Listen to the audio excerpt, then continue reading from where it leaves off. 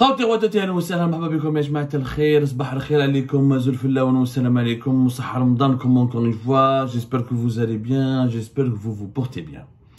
Le débat sur les élections présidentielles en Algérie a une dimension qui est toujours occultée, qui est toujours minorée ou la relativisée pour ne pas dire totalement ignorée. La dimension concerne les Algériens de l'étranger. شفنا récemment un beau match de football à l'équipe nationale avec l'Afrique du Sud, avec l'excellent, l'extraordinaire but de Yassine Benzia. Un but vraiment mémorable. Franchement, ce joueur qui est né en Normandie, qui a fait le choix de représenter, de défendre les couleurs de l'Algérie, et l'action brillante de M. Benzia nous rappelle à chaque fois que les binationaux sont eux, l'équipe nationale de football n'aurait peut-être même pas pu exister encore, vu que l'apport de ces binationaux est tellement important.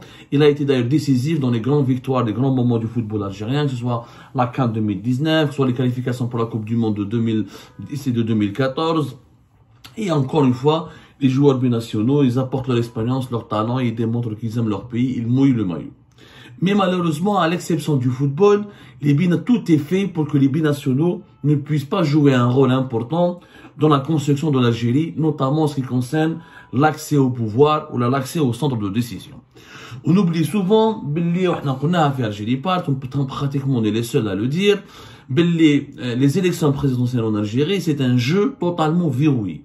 Les conditions d'accès ou les conditions qui permettent à une Algérienne ou à un Algérien de déposer sa candidature pour participer à l'élection présidentielle sont tellement restrictives, sont tellement excluantes, sont tellement très sévères que personne ne peut pratiquement se conformer, en tout cas personne au sein de la diaspora algérienne à l'étranger, ni au sein des Algériens qui ne sont pas titulaires parce que de la diaspora algérienne à l'étranger, on a deux catégories d'Algériens. Je dirais même qu'on a trois catégories d'Algériens. On a le binational, celui qui a une double nationalité, qui a fait ce choix d'avoir une double nationalité. On a l'Algérien résidant à l'étranger, qui n'a pas de nationalité. Moi, par exemple, je n'ai pas de nationalité, je suis réfugié politique. Je réside en France à contre-cœur, parce que je suis réfugié politique, parce qu'on m'a forcé et on m'a contraint de quitter mon pays. Et tu as le binational qui est né franco-algérien, ou là qui est né binational. C'est-à-dire qu'il quand il est né, ses parents étaient algériens, mais il est né dans un pays étranger et de facto, il a hérité de cette nationalité étrangère. Ces trois catégories d'Algériens et d'Algériens ne peuvent pas participer aux élections présidentielles, comme ils ne peuvent pas occuper des postes importants au sein de l'État, comme ils ne peuvent pas même posséder, par exemple, un média en Algérie.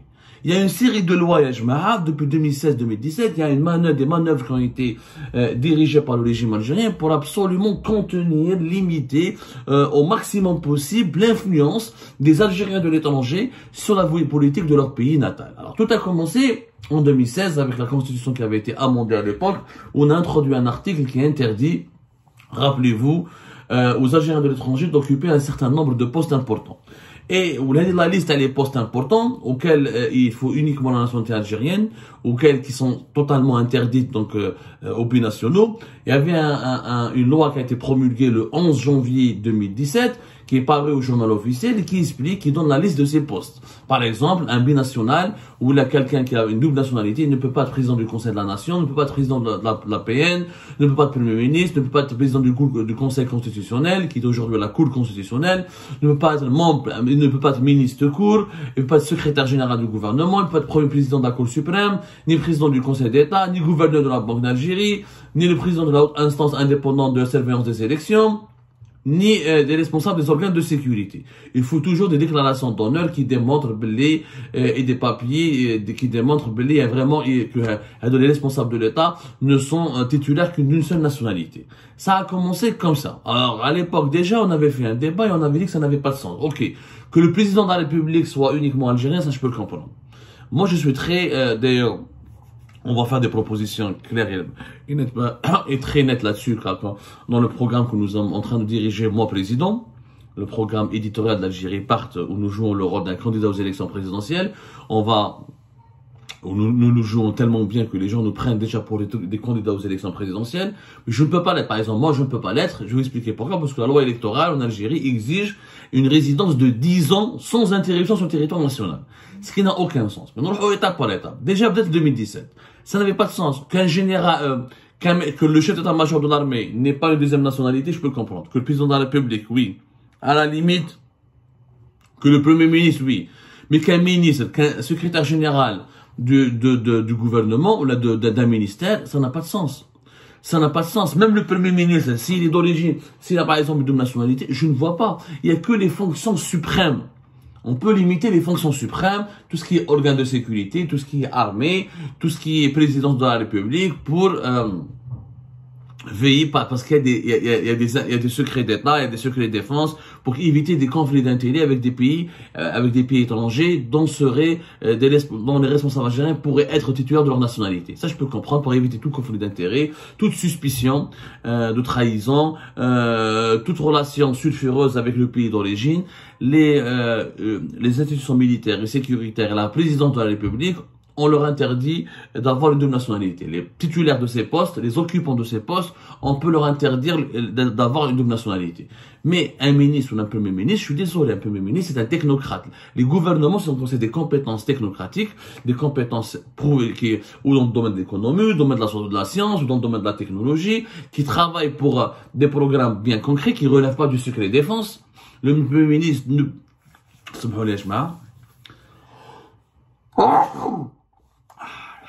à vos souhaits, à vos amours.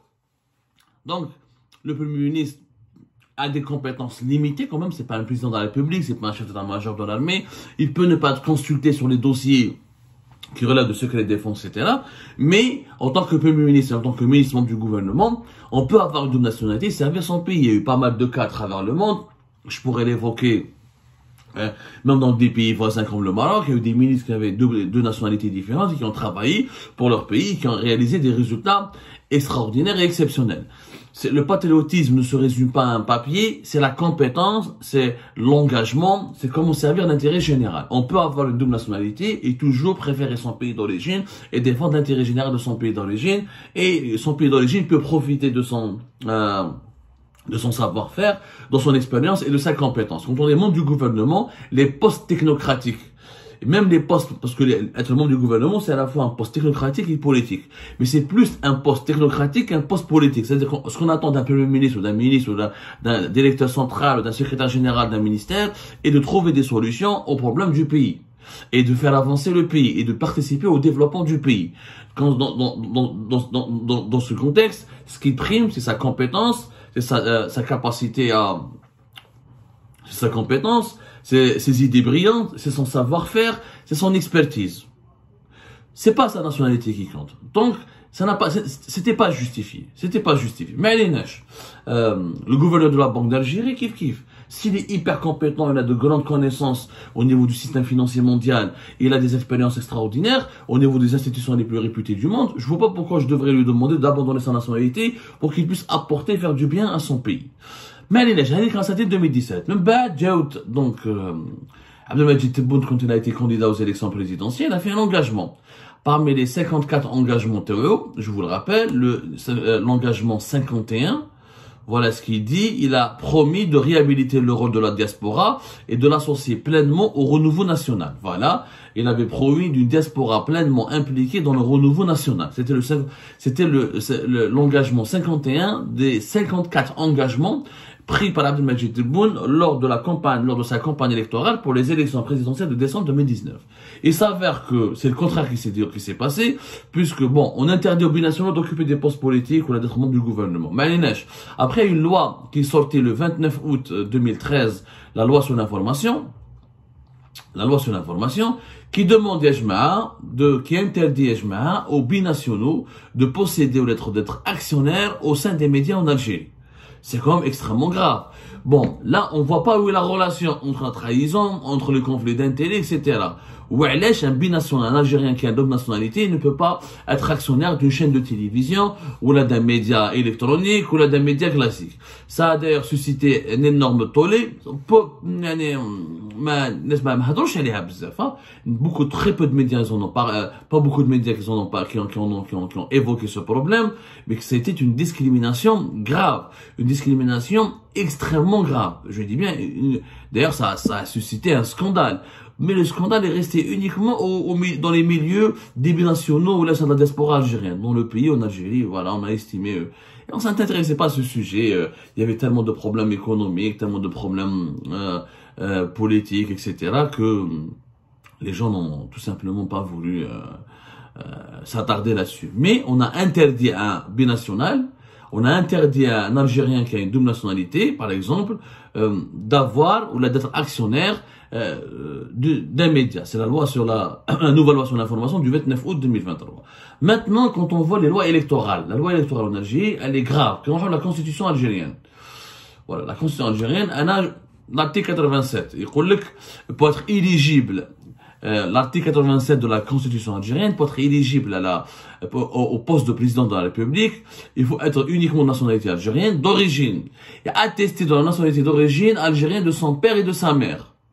Ne jamais avoir acquis une nationalité étrangère, être de confession musulmane, avoir 40 ans au révolu au jour du dépôt de la demande de candidature, jouir de la plénitude de ses droits civils et politiques, attester de la nationalité algérienne d'origine unique du conjoint et justifier d'une résidence permanente exclusive en Algérie durant un minimum de 10 années précédant le dépôt de sa candidature.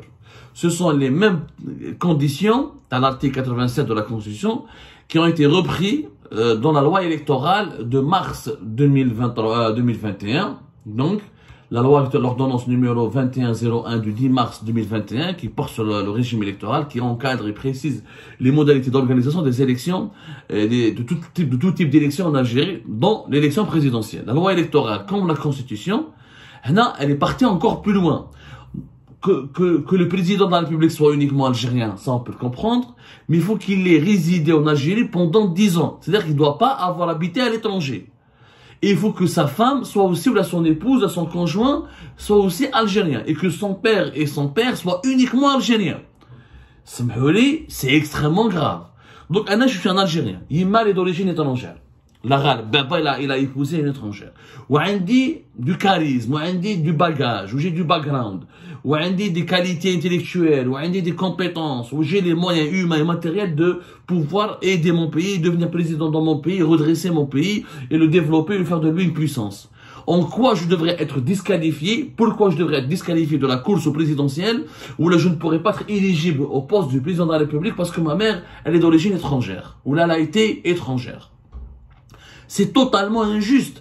On a un chevaux dans beaucoup de puissances étrangères, dans deux groupes de puissances mondiales, ils ont des épouses étrangères. Mais les États-Unis d'Amérique, vers la France, beaucoup de grands pays, ils ont eu des premiers ministres, des présidents, des chefs d'État qui avaient des épouses étrangères, ou là qui étaient eux-mêmes d'origine étrangère. Ça n'a pas empêché de faire rayonner leur pays, ou là de faire de leur pays de véritables puissances craintes et respectées et respectables. Donc, que le président soit algérien, on peut l'accepter. Mais pourquoi sa femme doit être algérienne automatiquement? من حق أي président de la République, من حق أي candidat ou من حق أي chef de l'État, il veut épouser une étrangère. C'est pas parce qu'on épouse une femme étrangère qu'on est suspecté de trahison. Je rappelle, les plus gros scandales de corruption et de trahison en Algérie n'ont pas été commis par des binationaux, ils ont été commis par des nationaux. Qui يشوفوا الغالي بالقصير وهذا فريد بن شيخ ou les scandales de corruption nationale Track 1 et 2 et le nombre de ministres qui ont été emprisonnés et le nombre de scandales de corruption, de détournement et les pratiques de surfacturation et d'enrichissement illicite et le détournement des subventions publiques ou les abus de pouvoir, les enrichissements illicites au sein de les généraux qui se sont enrichis, les ministres qui se sont enrichis par les abus de pouvoir, les abus de fonction. Ce ne sont pas des binationaux, ce sont des Algériens tout court. Le mal qui a été infligé à ce pays par des Algériens qui avaient uniquement la nationalité algérienne, c'est un mal qui est innombrable et incalculable et extrêmement et jouit d'une ampleur extrêmement grave. Et jouit d'une ampleur extrêmement grave. C'est-à-dire que ce ne sont pas les binationaux qui ont fait du mal à leur pays. Ce ne sont pas les binationaux qui sont à l'origine des plus gros scandales de corruption, des plus gros scandales de détournement d'argent public, des plus gros scandales de mauvaise gouvernance, des plus gros scandales d'abus de pouvoir ou d'abus de fonction. Ce ne sont pas eux la cause réelle du sous-développement et du malheur de l'Algérie. Les nationaux algériens sont beaucoup plus responsables, et sont pour ne pas dire majoritairement responsables de tous les malheurs que nous vivons. Donc, les lois, on a tout fait pour exclure les Algériens de l'étranger. Pas uniquement les binationaux. Parce qu'on m'a écrit, c'est les binationaux n'ont pas le droit de participer à la présidence. Ils n'ont pas le droit de venir, ils n'ont pas le droit d'occuper des postes. Mais pourquoi vous exigez à ce que le président de la République soit un résident du pays? Pour exclure y compris les opposants algériens, les cerveaux algériens ou les patriotes algériens qui sont d'une grande compétence et qui ont rayonné à l'étranger. Parce qu'ils vivent à l'étranger, on estime qu'ils n'ont pas le droit de devenir président chez eux. Ce qui est un non-sens absolu. Un non-sens absolu. Donc moi, par exemple, j'étais contraint, là je suis réfugié politique, j'ai pas choisi, j'étais exilé, j'ai pas choisi de résider à l'étranger. Bah, je peux pas participer, je peux pas être élu président. Je peux pas être désigné président. Ça n'a pas de sens. Donc, c'est-à-dire que, entre quelqu'un qui était FNN, ou là qui était un ministre qui a collectionné les échecs, ou là qui était FNND, ou là quelqu'un qui était député, qui a volé, qui a détourné, ou qui a été mauvais, médiocre, qui a été totalement inefficace pour le pays, aura plus de légitimité à devenir, ou là, à postuler pour le poste, ou là, à être candidat au poste de président de la République, qu'un Algérien qui vit à l'étranger, qui s'est enrichi légalement, qui a de grands diplômes dans les plus grandes universités mondiales, qui a contribué au rayonnement de l'Algérie à l'étranger, qui fait honneur à notre pays et qui brille par ses compétences et par ses mérites dans les pays les plus développés du monde. Je vous la contradiction. En réalité, nous avons peur des Algériens de l'étranger. Le régime algérien a peur des Algériens de l'étranger. Depuis 2016-2017, ça fait pratiquement presque 10 ans, qu'il a entamé un processus d'exclusion, de mise à l'écart des Algériens de l'étranger. Pourquoi? Parce que les Algériens de l'étranger sont plus ouverts d'esprit, sont mieux formés, plus instruits, quelquefois plus patriotes. Ils aiment leur pays plus que les Algériens qui habitent là-bas, qui s'en foutent de leur pays, qui sont démissionnaires parce que pour eux le pays va mal, on souffre dans l'Algérie. Les Algériens de l'étranger ont une image, ils ont la nostalgie du pays, ils ont l'amour perdu du pays, ils touchent bledom, etc. Et surtout, ils ont la compétence. Ils sont beaucoup moins corrompus que les Algériens de l'intérieur, et ils ont la compétence, et ils vivent surtout les Algériens qui vivent dans les pays occidentaux, les pays développés, ils sont habitués à l'éthique, à la morale politique, à la nécessité de se prémunir contre la corruption, et à la nécessité de séparer, de ne pas avoir des relations troublantes entre l'argent et le pouvoir, de ne pas avoir des conflits d'intérêts, des principes moraux et d'éthique. Le régime algérien, il a peur que les Algériens de l'étranger, comme ils ont brillé dans le football, dans l'équipe nationale, et qu'ils sont devenus très populaires auprès de la population, ils ont peur que des politiques, que des Algériens de l'étranger rentrent chez eux, dans leur pays natal, pour faire de la politique, gagner de la popularité, gagner une certaine aura, avoir de l'influence auprès de l'opinion publique et donc de ce fait déséquilibrer le pouvoir. Le pouvoir algérien a hyper peur. La solution, j'ai discuté avec quelqu'un qui est un bon connaisseur du système et qui est bien introduit au sein du système. Quand il a vu notre programme, moi, président, les propositions que nous faisons, etc., il m'a appelé, il m'a dit, Abdou, c'est une excellente idée. Et moi, il m'a dit même que, selon lui, il n'y a que 2 profils de dirigeants qui pourront changer l'Algérie, la moderniser. Ou un militaire strict, discipliné, patriote et qui n'est pas corrompu, etc., et qui veut vraiment du bien pour le pays, ou un Algérien de l'étranger compétent, ouvert d'esprit, outillé intellectuellement et qui ramène des idées neuves de la part des pays qui ont des expériences des pays développés pour les dupliquer, pour les mettre en pratique dans son pays natal, l'Algérie. Et j'étais tout à fait d'accord avec lui. Voilà. Mais le pouvoir algérien préfère avoir des dirigeants militaires au lieu d'avoir des dirigeants binationaux ou des dirigeants issus de la communauté algérienne de l'étranger. Parce que la communauté algérienne établie à l'étranger, elle ne se soumet pas à la propagande officielle du régime algérien. Elle n'est pas intoxiquée par les fake news, la désinformation, les idées arriérées et archaïques du régime algérien. Et les Algériens de l'étranger viennent avec, surtout celles qui, tous les Algériens de l'étranger sont pas bons, hein. Il y en a beaucoup qui sont des idiots et des cons aussi. Quelquefois, ils sont même plus cons que les Algériens qui y résident. Je parle de l'intelligence, je parle de l'élite. Je parle de l'intelligence algérienne à l'étranger. C'est la seule qui est capable, c'est le véritable trésor de ce pays, et c'est la seule qui est réellement capable de le moderniser, parce qu'elle est elle-même dans un processus de modernité, et qu'elle est elle-même un acteur et le grand bénéficiaire d'un processus de modernité, puisqu'elle travaille à l'étranger, elle gagne bien sa vie, elle a un certain confort intellectuel et matériel qui lui permet de s'élever vers le progrès scientifique, social et économique. c'est elle qui peut apporter ce progrès social et économique. Mais en Algérie, on fait tout pour les exclure, ces élites algériennes établies à l'étranger. Parce que le pouvoir a peur d'elles, parce qu'il sait très bien que ces élites peuvent le renverser, le transformer et l'enterrer définitivement.